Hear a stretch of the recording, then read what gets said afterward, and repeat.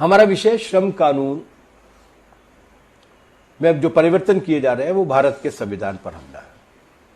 पिछली साल हमारी सरकार ने बड़े ताबड़तोड़ परिवर्तन किए। एग्री बिल भी लेकर आई, 3 कृषि कानून भी लेकर आई। संसद के उसी सत्र में वो 29 मौजूदा श्रम कानूनों को खत्म कर 4 लेबर कोड बनाने का फैसला भी लेकर आई। वो बना दिया।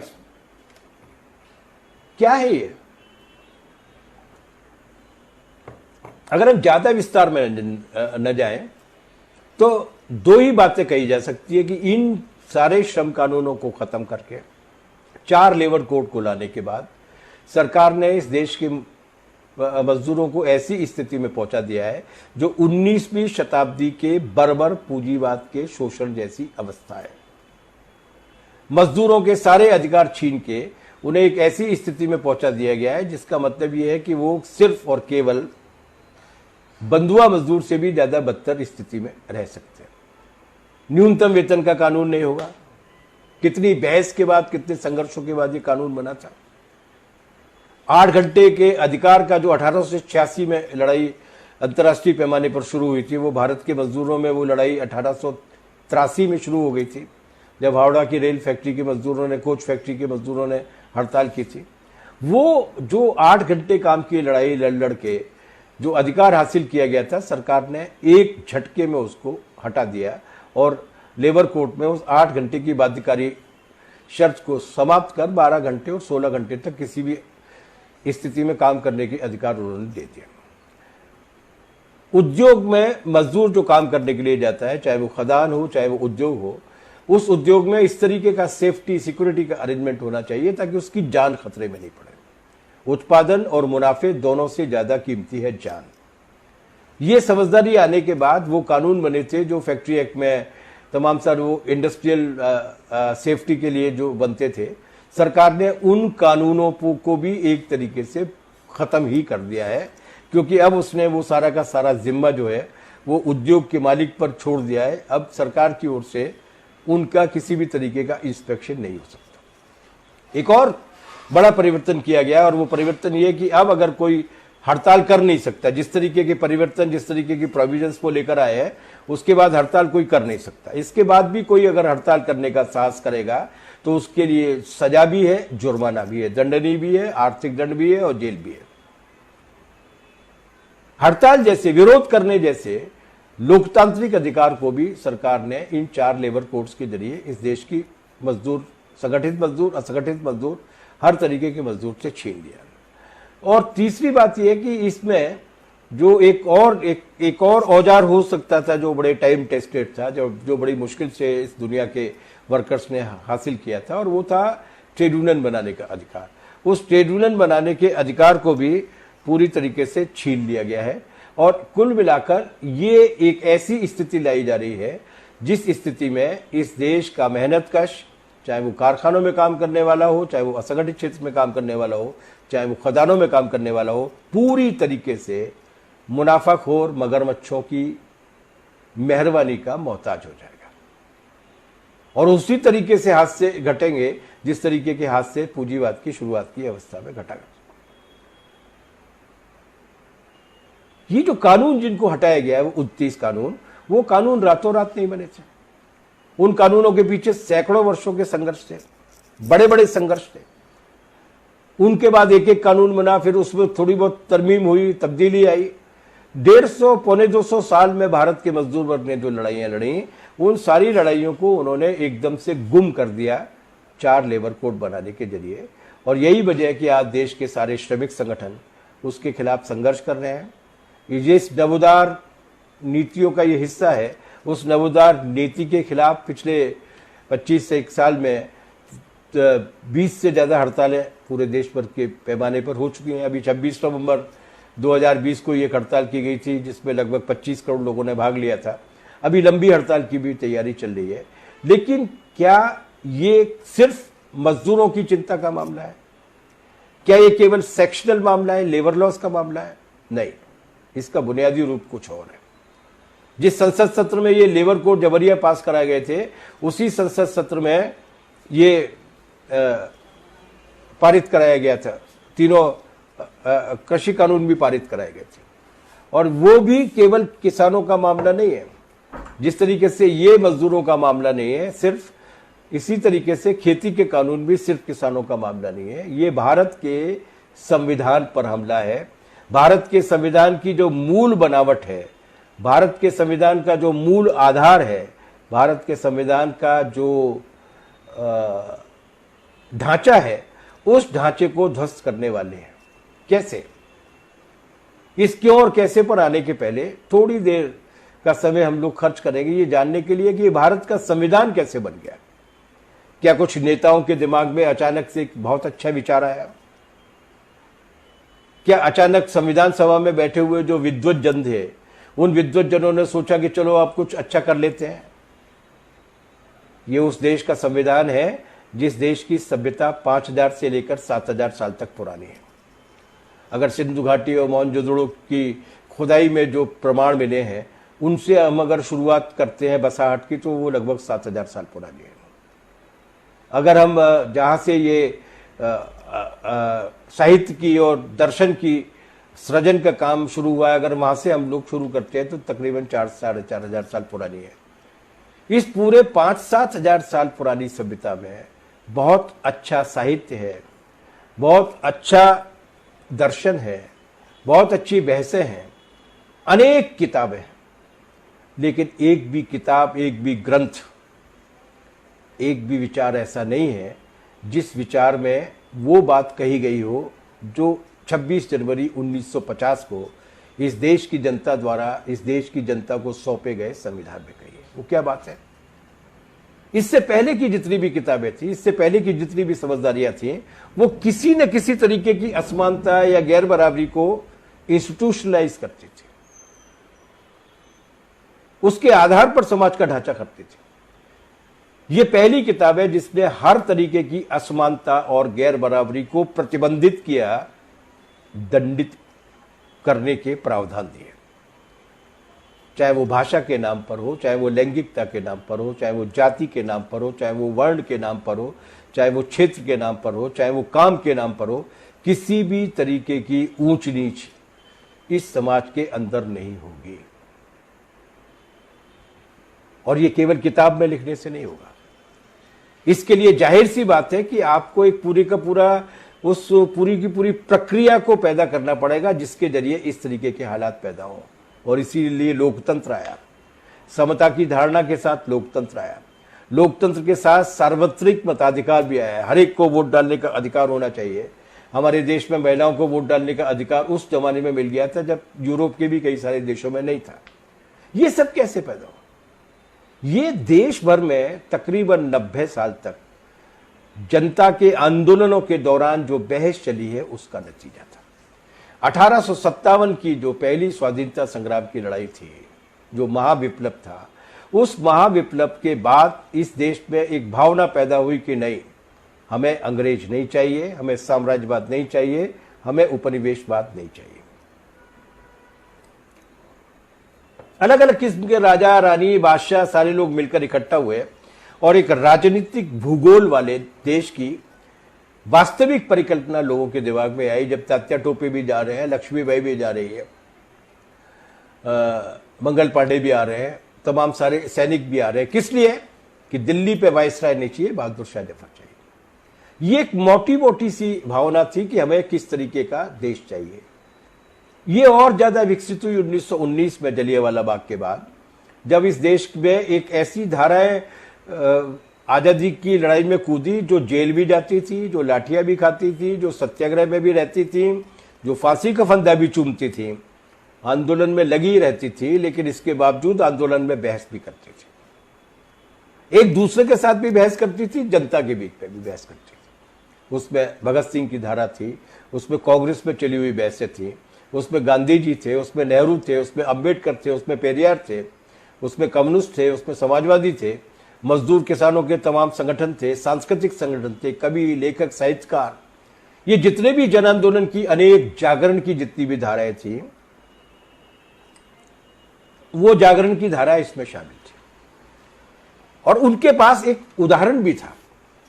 2 साल पहले क्रांति हुई थी, जब दुनिया के सारे इतिहास को पलटकर पहले बार बिना किसी राजा, बिना किसी पूंजीपति के खुद मेहनत करने वाले करखनिया मजदूरों ने और खेत में काम करने वाले गरीब किसानों ने राज चला सकते हैं, ये साबित किया।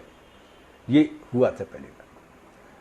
तो इस पूरे मंथन के 3 प्रश्न थे। पहला प्रश्न ये था कि हम गुलाम क्यों बने। दूसरा प्रश्न ये था कि हम आजाद कैसे होंगे, उसके लिए हमारी कार्यनीति, रणनीति क्या होनी चाहिए। और तीसरा ये कि जब हम आजाद हो भी जाएंगे तो ऐसी कैसी नीतियां बनाई जानी चाहिए जिनकी वजह से भविष्य में कभी गुलाम न बने। इन तीनों पर जो विमर्श चला, उस विमर्श का सार, या कह सकते हैं उसका लुब्बे लुबाब, उसका जो मतलब आधी इनकी लेकिन कुल मिलाकर सबकी, इन भावनाओं को समाहित करने के लिए ये संविधान आया है, जिसमें संविधान सभा ने अपनी तमाम सारी वर्गीय सीमाओं के बावजूद भी कुछ बुनियादी व्यवस्था की, कुछ फंडामेंटल राइट्स तय किए, कुछ बुनियादी अधिकार तय किए।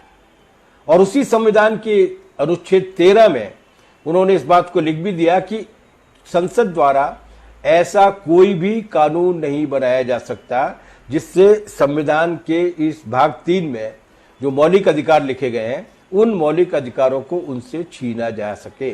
ऐसा कोई कानून नहीं बना सकता। इन मौलिक अधिकारों में बहुत सारे हैं। समानता का अधिकार है, स्वतंत्रता का अधिकार है, शोषण के विरुद्ध अधिकार है, धार्मिक स्वतंत्रता का अधिकार है, संस्कृति और शिक्षा से संबद्ध अधिकार है, संवैधानिक उपचारों का अधिकार है, संगठित होने का अधिकार है, विरोध करने का अधिकार है, जुलूस निकालने का अधिकार है, आंदोलन करने का अधिकार है और हड़ताल करने का अधिकार।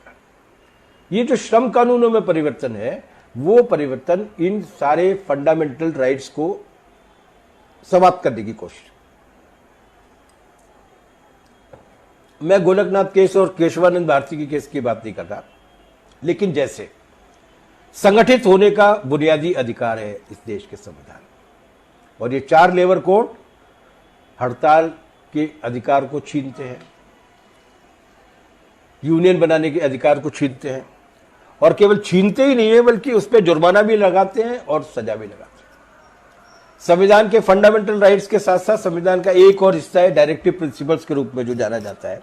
वो डायरेक्टिव प्रिंसिपल में ये बात कही गई है कि इस देश में इस तरीके की नीतियां बननी चाहिए ताकि देश की जनता की आमदनी और संपत्ति के बीच में जो गैर बराबरी है, जो खाई है, उस खाई को दूर किया जा सके।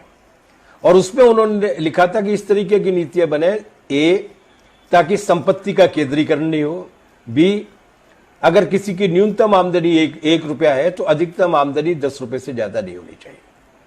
ऐसी नीतियां बननी चाहिए। और ये नीतियां, ये संपत्ति के केंद्रीकरण का निषेध करता है। और ये आजादी के आंदोलन की समझ थी। जब आजादी के आंदोलन का आकलन करते हुए लोगों ने पाया कि हम गुलाम क्यों बने, गुलाम इसलिए बने कि विराट बहुमत जनता का एलियनेटेड था, उसको कोई मतलब नहीं था। ये जो मंत्रा से कहलवाया गया है ना रामचरितमानस में कि को नृप होए हमें कहानी, लोगों का विश्वास ही नहीं था। क्या लोगों का विश्वास ही नहीं था कि मतलब उन्हें कोई फर्क नहीं पड़ता था कौन सा राजा है, कौन सा बादशाह है, उनको कोई गांव की स्थिति में उनको कोई फर्क पड़ने वाला नहीं था। उस एलियनेशन को दूर किया जाना चाहिए, उस अलगाव को दूर किया जाना चाहिए, ये था मुख्य रूप से लक्ष्य। और उसी लिए ये सारी चीजें दी गई थी कि आंदोलन कर सकते हो, जुलूस निकाल सकते हो, सरकार चुन सकते हो, लेकिन चुनी हुई सरकार के खिलाफ भी चाहो तो लोकतांत्रिक तरीके से आंदोलन कर सकते हो। ये सारे अधिकार उसी आधार पर दिए गए थे ताकि लोगों में सेंस ऑफ इन्वॉल्वमेंट पैदा हो। मेरा देश है, उस मेरे देश की भावना को पैदा करने के लिए इस ऐसे बहुत सारे प्रावधान हुए ताकि जनता का लोकतंत्र अब एक खास यूनिकनेस है, एक खास विशेषता है भारत के संविधान की। और वो ये कि इससे किसी संसद ने या किसी राजा ने या किसी बड़े आदमी ने देश के लिए समर्पित नहीं किया, बल्कि ये we the people of India, ये हम भारत के लोग हैं जिन्होंने अपने ऊपर इस संविधान को अंगीकार किया, स्वीकार किया। ये केवल शब्दों का खेल नहीं है, ये उस पूरे विमर्श का निचोड़ है जो 1919 से लेकर 1947 तक लगातार चला। ये हमला उस धारणा को खत्म कर देना चाहता इस वक्त ज्यादा विस्तार में जाने की आवश्यकता नहीं है, लेकिन ये लेबर कोड को खत्म कर रहे हैं। इन्होंने जुडिशियरी को लगभग ऐसे कगार पर लाकर खड़ा कर दिया है कि लोगों में अब उसके प्रति उस तरीके का विश्वास नहीं बचा, अगर मैं कड़ी भाषा का इस्तेमाल न करूं तो। वर्तमान सुप्रीम कोर्ट के चीफ जस्टिस साहब के कुछ फैसलों को छोड़ दिया जाए तो हाल के 3-4 वर्षों में हमारा सुप्रीम कोर्ट जिस त्रासदी के दौर से गुजरा है, और व्यक्ति जो जज के रूप में बैठ गए थे, उन व्यक्तियों की लोभ या लालच के आधार पर जिस तरीके से पूरी की पूरी न्याय प्रणाली को मैनिपुलेट किया है, हमें दादा की बहुत याद आती है। दादा इतने बड़े बड़े मामलों में हेवियस कार्पस में निकाल के ले आते थे, और यहाँ सीधे सादे ऐसे मामलों में जिनमें हाई कोर्ट भी ये मानता है कि इसमें तो यूपीए की धारा लगती नहीं है, इसमें तो देशद्रोह की धारा लगती नहीं है, उसका फैसला करने में भी उनको 1.5-2 साल लग जाते हैं। कई मामलों में तो 3 साल में भी अभी तक फैसला नहीं हुआ। ऐसी स्थिति में लेबर कोड का खात्मा तो बहुत छोटी सी बात हुई ना। वो सब पर वर्चस्व कायम करना चाहते हैं, क्योंकि उन्हें मालूम है कि वो जिनके लिए काम कर रहे हैं उनके लिए काम करना है, तो लोगों में असंतोष पैदा होगा। असंतोष पैदा होगा तो एक खास किस्म की तानाशाही की आवश्यकता होगी, और जब तानाशाही की आवश्यकता होगी तो तीनों खंड, न्यायपालिका, कार्यपालिका और विधायिका, उनके नियंत्रण में होने चाहिए। और वो हम अपनी आंखों से देख रहे हैं। ये बात केवल हम नहीं कर रहे हैं, बल्कि इस देश के इतिहास में पहली बार सुप्रीम कोर्ट के 4 जजों ने प्रेस कॉन्फ्रेंस लेकर इस बात को कहा था। बताइए कहां, मतलब जिस देश में दुनिया की सबसे बड़ी औद्योगिक त्रासदी जिसे कहा जाता है, हम लोग भोपाल गैस कांड कहते हैं उसको, त्रासदी नहीं मानते, कांड है वो। कांड इस मामले में है कि न तो उस वक्त उसके दोषियों को चिन्हांकित किया, न उसके बाद उसके दोषियों को कोई ढंग ढौर की सजा दी गई। एंडरसन अमेरिका तो छोड़िए, बाकी को भी नहीं दी गई। उस देश में आप अगर इंडस्ट्रियल सेफ्टी को, औद्योगिक सुरक्षा के कानून को पूरी तरीके से समाप्त कर देंगे और पूरी छूट दे देंगे उनके मालिकों को कि वो अपना सेल्फ सर्टिफिकेशन का काम करके ये दावा कर सकते हैं कि वो बड़ा अच्छा उन्होंने वहां पर इंतजाम किया हुआ है, तो क्या नतीजा निकलने वाला है आप लोग महसूस कर सकते हैं। कार्बाइड की जो दुर्घटना घटी थी वो केवल 2,500 रुपए की बचत के लिए घटी थी। पूंजीवाद बचत करना चाहता है, पूंजीवाद कम से कम खर्च करना चाहता है, लागत को कम से कम करना चाहता है, मजदूर को देने वाला, उद्योग की सुरक्षा पे जो खर्च किया जाने वाला उसको कम से कम करना चाहता है, भले ही जनता मरती है तो मर जाए। जिस गैस की टंकी से मिथाइल आइसोसाइनेट रिसी थी उसका वाशर खराब हो गया था। उस वाशर को ठीक करने के लिए 2,500 रुपए की आवश्यकता थी। फोरमैन ने लिखित में कंप्लेंट दी थी, फैक्ट्री मैनेजर ने उस कंप्लेंट को जनरल मैनेजर तक पहुंचाया था। जनरल मैनेजर ने पूछा था कि कितने का आएगा, उसने कहा कि 2,500 का। ठीक होके ये चल सकता है क्या? बोले अभी 1-8 महीने तक तो चल जाएगा। और नतीजा क्या निकला? उसने धोखा दे दिया और 2700 लोग एक रात में मारे गए थे। अगले कुछ दिन में 5,000 से अधिक लोग मारे गए थे और अभी तक 5 लाख से ज्यादा लोग या तो मारे जा चुके हैं या पीड़ित हैं, तीसरी पीढ़ी तक उसके असर दिखाई दे रहे हैं। तो उन पर आप विश्वास करते हैं कि वो आएंगे और बड़ी गंभीरता के साथ अपने कारखाने के मजदूरों और जनता के स्वास्थ्य पर पड़ने वाले दुष्प्रभाव को दूर करने के लिए अपने मुनाफे में से कुछ ऐसे सेफ्टी के मेजर्स लगाएंगे जिनमें पैसा खर्च करेंगे? वो कभी नहीं करने वाले, वो दुनिया में कहीं नहीं करते। और इसीलिए कल जो सुप्रीम कोर्ट के चीफ जस्टिस साहब ने एक बयान दिया है वो बड़ा महत्वपूर्ण है। उन्होंने कहा कि बार बार सरकार बदलने से या वोट डालने से टायरनी खत्म नहीं होती, यातना का काल जो है वो खत्म नहीं होता, बर्बरता खत्म नहीं होती। इसको खत्म करने के लिए एक नए तरीके के विवेक को, नए तरीके के मनुष्य को, नए तरीके के समाज को बनाना होता है। हमारा संविधान उस बड़ी यात्रा की प्रस्थान बिंदु था, बिगिनिंग पॉइंट था। क्यों करना चाहते हैं हम? आखिरी बात, 3 कारण है। पहली कारण तो यह कि एक ऐसी ताकत सरकार में है जिसका भारत के संविधान पर विश्वास नहीं है। सरकार में भाजपा नहीं है, सरकार में आरएसएस। उनका भारत के संविधान में कोई विश्वास नहीं है। वो जब संविधान बन रहा था उस वक्त ही जाकर विरोध करके आए थे और ये कहा था कि नहीं, हमें संविधान नहीं चाहिए, हमारे यहाँ 5,000 साल पुरानी किताब है मनु स्मृति, उसके आधार पर राज चलना चाहिए। उन्होंने संविधान का तब विरोध किया, वो संविधान का आज सत्ता में आने के बाद पूरी तरीके से तिरस्कार करने हैं और मनुस्मृति की तरीके से ही अपने राज को चलाना चाहते हैं, उसी ओर ढालने की कोशिश कर रहे हैं और इसको छुपाया नहीं उन्होंने। मनु के जो आधुनिक भाष्यकार हैं गोलवलकर, उन्होंने बाकायदा लिखा है उनके विचार नवनीत में, बंच ऑफ थॉट में आप अगर जाते हैं तो मजदूरों के बारे में उन्होंने क्या दिव्य बातें कही हैं। कभी आंदोलन नहीं करना चाहिए, लाल झंडे वालों के भुलावे में नहीं आना चाहिए, मालिक को पिता की तरह मानना चाहिए और जिस तरीके से घर में पिता अपने बेटे को जो दे देता है उसमें उसको संतोष कर लेना चाहिए और उसमें अगर उसकी कुछ इच्छा है तो अनुग्रह करना चाहिए, आंदोलन नहीं करना चाहिए, लाल झंडे वालों के चक्कर में नहीं पड़ना चाहिए। यहाँ से शुरू करते हैं और उसके बाद वो किस स्तर तक जाते हैं वो आप चाहे तो उनके विचार नवनीत को पढ़कर देख सकते हैं। उनकी समझदारी में समानता नहीं है, चाहे वो मजदूर हो, चाहे वो तथाकथित वंचित जाति का हो, मतलब तथाकथित छोटी जाति का, शूद्र जाति का हो, उनके लिए बाकायदा प्रावधान है कि उनको वही काम करना चाहिए जो काम उनके लिए तय किए गए हैं। ऐसे ही समाज चलेगा। तो उनके कोई अभिव्यक्ति की स्वतंत्रता या महिलाओं के प्रति सम्मान ये सब चीजें नहीं है। तो जाहिर सी बात है कि जब वो नहीं है तो आज वो राज में है तो उसी तरीके के निज़ाम को लागू करने की कोशिश करेंगे। तो पहला कारण तो ये सोच है जो मनुस्मृति के आधार पर राज को लाना चाहता है और उसके लिए संविधान उनके रास्ते में अड़चन है, उसे वो दूर करना चाहता है। संगठित ट्रेड यूनियन आंदोलन अड़चन है, उसे खत्म करना चाहता है। किसान आंदोलन, विद्यार्थी आंदोलन, बुद्धिजीवियों की बार बार कही जाने वाली तर्कसंगत बातें उसके लिए अड़चन है, वो उन्हें खत्म करना चाहता है। दूसरा है उसका कारपोरेट के साथ गठबंधन। इतना गाढ़ा गठबंधन है वो, जिस गाढ़े गठबंधन को एक्चुअली वही उन्हें जितवा करना है। 2014 के चुनाव के पहले जो 5,000 करोड़ रुपए नरेंद्र मोदी को की पर्सनैलिटी को बिल्डअप करने के लिए खर्च किए गए, जिससे बाद में स्वीकारा भी गया, वो ऐसे ही नहीं थे, वो बाकायदा डील थी और उस डील का नतीजा हम लोग आज देख रहे हैं।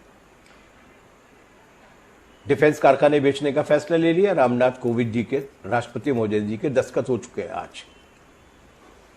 तो वो कानपुर के अपने गांव से लौट के गए तो सबसे पहले उन्होंने वही पुण्य काम किया, जबकि कानपुर में भी बहुत सारी डिफेंस फैक्ट्रीज हैं। खेती किसानी को बेचने का फैसला हो चुका है, सारे उद्योग लगभग बेचे जा चुके हैं, पब्लिक सेक्टर के या बेचे जाने की प्रक्रिया में है। बैंकों का भट्टा बिठाने और उनकी जगह पर विदेशी बैंकों को लाने की तैयारी पूरी की पूरी हो चुकी है। उनमें किस तरीके से कर्जे माफ किए जा रहे हैं, वो जो कह रहे हैं ना कि हेयर कट के बराबर किया जा रहा है। हेयर वेयर कट तो नहीं है, मतलब पूरी की पूरी बॉडी निकाल देते हैं और बैंकों के हाथ में केवल बाल बच रहे हैं। धीरे धीरे उनका भी दिवाला जो है वो पिटना है। ये जो है इसलिए एक भयानक बुरी स्थिति पैदा करती है।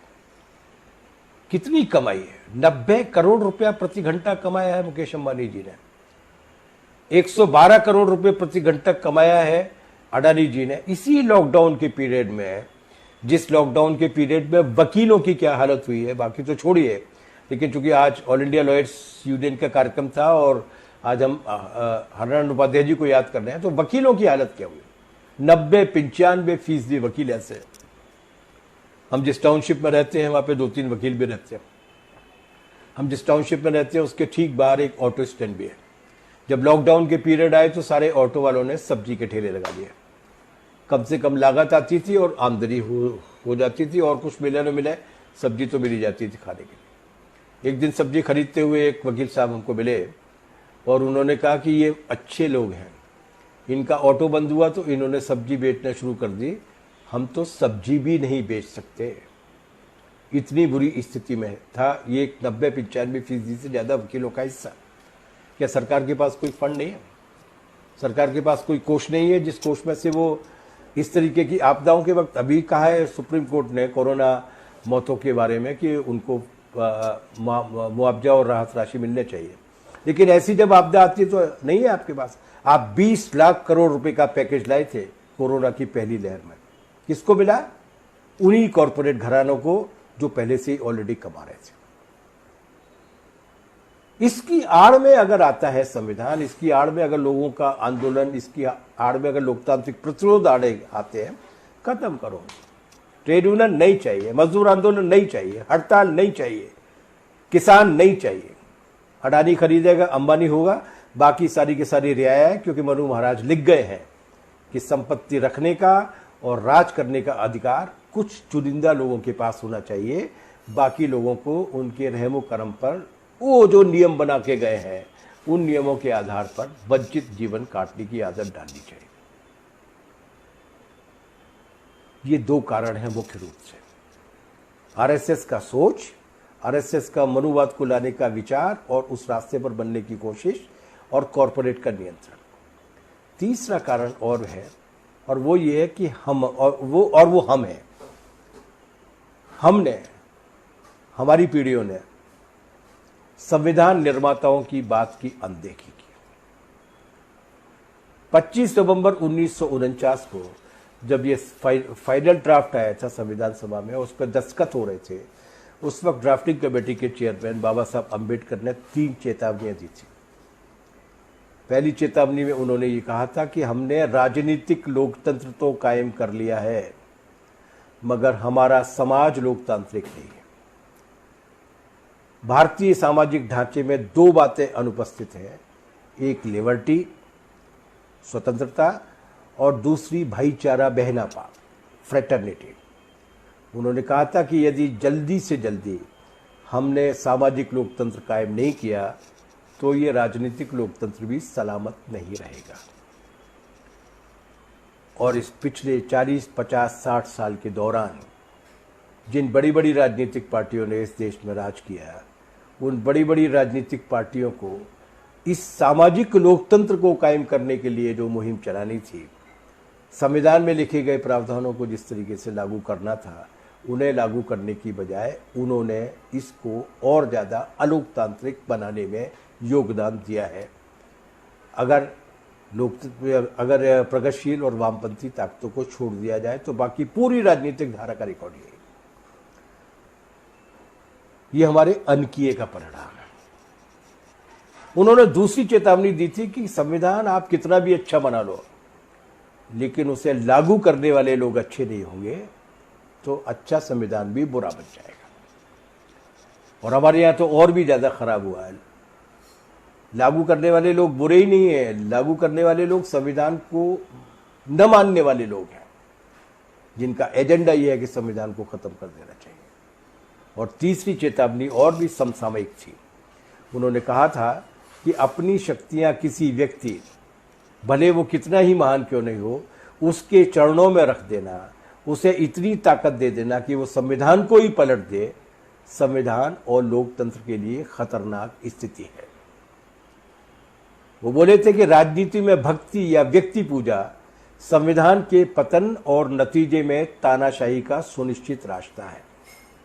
और वही तानाशाही का रास्ता आज हम तेजी के साथ बढ़ते हुए देख रहे हैं, जहाँ व्यक्ति पूजा इस हद तक हो गई है कि न कैबिनेट की कोई कद्र है, न संविधान की कोई कद्र है, न किसी संसद की कोई कद्र है। जो मन में आया ताली बजाई, नोटबंदी कर दी, मन में आया ताली बजाई, जीएसटी लागू कर दी, मन में आया ताली बजाई और कोरोना को भागा हुआ मान लिया। भले ही लाखों की संख्या में लोग मारे गए हों, 40-50 लाख के आसपास अनुमान लगाया जा रहा है। अभी जब सुप्रीम कोर्ट के फैसले के आधार पर दावे पेश किए जाएंगे तब मालूम पड़ेगा कि कितने लोग मरे हैं।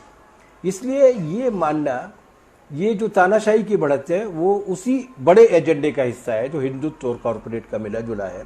इसलिए श्रम कानूनों को सिर्फ मजदूरों पर हमला माना जाए, खेती के कानूनों को सिर्फ किसानों पर हमला माना जाए, ये बिल्कुल ठीक नहीं है। ये भारत नाम की जो अवधारणा है और उस अवधारणा की प्रतीक सबसे मूल्यवान और देश को एकजुट करने वाली जो किताब है संविधान, उस पर हमला है। इसीलिए ये सब की बात है, 2, 4, 10 की बात नहीं। इसलिए जब मजदूर लेबर कोड के खिलाफ लड़ते हैं, जब किसान 3 कृषि कानूनों के खिलाफ लड़ते हैं, तो ये लड़ाई सिर्फ उनकी नहीं है, ये लड़ाई हर उस समझदार वकील की है, हर उस समझदार नागरिक की है जो इस देश के लोकतंत्र और संविधान के लिए चिंतित है। हरिनारायण उपाध्याय जी आज अगर होते तो कहाँ होते? वो मजदूरों के बीच में इन लेबर कोड्स को लेकर सेमिनार कर रहे होते, उनके जुलूसों की अगुवाई कर रहे होते, उनके बीच में जगार कर रहे होते। वो दिल्ली में किसानों के बीच होते हैं, और केवल दिल्ली में किसानों के बीच में नहीं होते, बल्कि दिल्ली से लौटकर अपने गांव शुक्लहारी में वहां भी किसानों को इस हमले के खिलाफ संगठित कर रहे होते हैं। दादा नहीं है, हम हैं, आप हैं, हम सब हैं। दादा को याद करना है तो दादा के तरीके से सोचकर और दादा के तरीके से काम करके ही उनको याद किया जा सकता है। मैं एक बार फिर दादा के शिष्य के नाते, उनके छात्र के नाते, उनके आंदोलन के कार्यकर्ता के नाते उनको श्रद्धांजलि देता हूँ और उम्मीद करता हूँ कि आने वाले दिनों में दादा की परंपरा की बहुत बड़ी फौज तैयार होगी। शुक्रिया, बहुत बहुत धन्यवाद।